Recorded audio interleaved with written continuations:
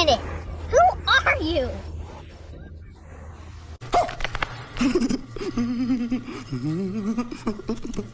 Flashback.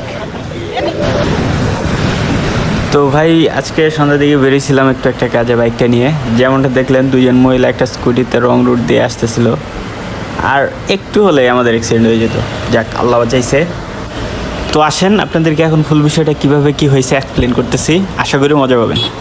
কিন্তু তার আগে আপনাদেরকে একটু একটা মজার থিওরি টাইপের গল্প বলতে পারেন, এটা শোনাই, যাতে আপনাদের বুঝতে সুবিধা হয় আমি যা করছি তা ঠিক করছি কিনা ভুল।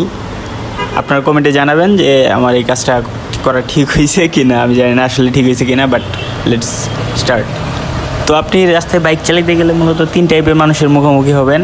প্রথমে আসবে হচ্ছে ছোটো বাচ্চা, তারপরে আসবে হচ্ছে ধরেন বুড়া লোকজন যারা চলাফেরা করতে একটু অসুবিধা বা আস্তে ধীরে চলাফেরা করে।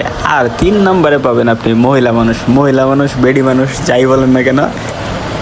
তো রাস্তায় বাইক চালানোর সময় যদি দেখেন যে হুট করে বাইকের সামনে দিয়ে কোনো ছোটো বাচ্চা দৌড় দিছে, তাহলে আপনি অবশ্যই তার পিছন দিয়ে বাইকটা ঢুকাবেন।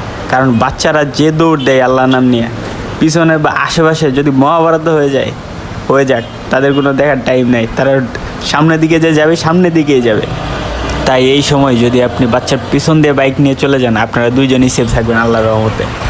তো এরপর আসে বয়স্ক মানুষ। সামনে যদি ভুলেও রাস্তায় দেখেন যে হুট করে বুড়া মানুষ চলে আসছে, তখন সাথে সাথে সব চিন্তা বাদ দিয়ে আল্লাহর নাম নিয়ে ব্রেক দূরে একদম কইসা চাপ দিয়ে ধরবেন। তার কারণ হচ্ছে কি জানেন, এই বুইরা বেড়াগুলা নিজেরাও জানে না যে এরা কোন দিকে আসলে এই টাইমে যাবে। দেখবেন একবার পিছনে যাইতেছে, আবার সামনে যাইতেছে, নাহলে ধাম করে দেখবেন রোডের মাঝ বরাবর দাঁড়াই গেছে। তাই এই সময় চোখ বন্ধ করে আল্লাহর নাম নিয়ে ব্রেক করা ছাড়া আর কোনো উপায় নাই। আর এখন বাকি থাকলো বেডি মানুষ। এই বেডি মহিলা বা মেয়ে মানুষ যাই বলেন না কেন ভাই, এদেরকে কোনো বিশ্বাস নাই।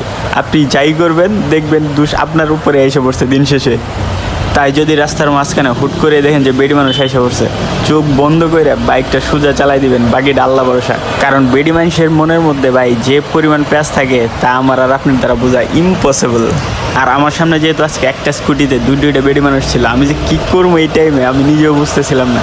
তো আমার জায়গায় যদি আপনারা থাকতেন তাহলে কি করতেন সেটা কমেন্ট সেকশনে কিন্তু অবশ্যই জানাই যাবেন। তো চলুন বন্ধুরা, আমার সাথে কি হয়েছিল সেটা এখন দেখে নিই আগে একবার।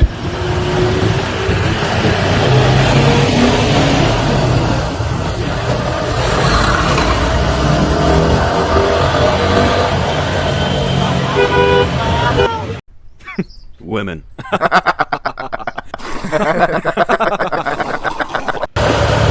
তো ভিডিওটি দেখে বুঝতে পারতেছেন যে মহিলাটি তার স্কুটিটি নিয়ে রং রুট দিয়ে আসতেছিল। আমাদের বাইকের গতি কম থাকায় আমি সাথে সাথে হার্ড ব্রেক করে ফেলি। তারপরও বাইকের হাতটি ওনার স্কুটির সাথে লেগে যায় হালকা। যেহেতু বাইকের গতি কম ছিল সেই জন্য কারো কোনো ক্ষয়ক্ষতি ওরকমভাবে হয় নাই। কিন্তু মজার বিষয় হচ্ছে এত কিছু ঘটার পরেও মহিলাটি এমনভাবে চলে যায় যেন কোনো কিছুই হয় নাই তার সাথে। তো আজকের মতো এই পর্যন্তই, দেখা হবে পরের কোনো ভিডিওতে। আশা করি সেই পর্যন্ত ভালো থাকবেন, সুস্থ থাকবেন এবং বেশি বেশি করে আমার জন্য দোয়া করবেন। আসসালামু আলাইকুম এভরিওয়ান।